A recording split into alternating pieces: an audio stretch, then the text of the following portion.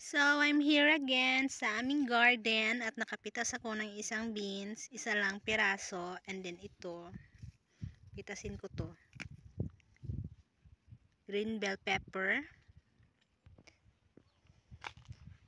Yan, kamote yan. Kamote na tanim yan. Yan mga cabbage, wala na yan silbi. Decoration lang yan sa garden.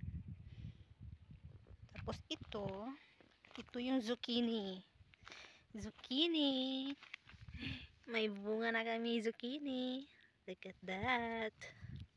Maliit pa. Hintayin kita. 1, 2. 2 lang. 2 lang. Kainot. So beautiful. My zucchini plant.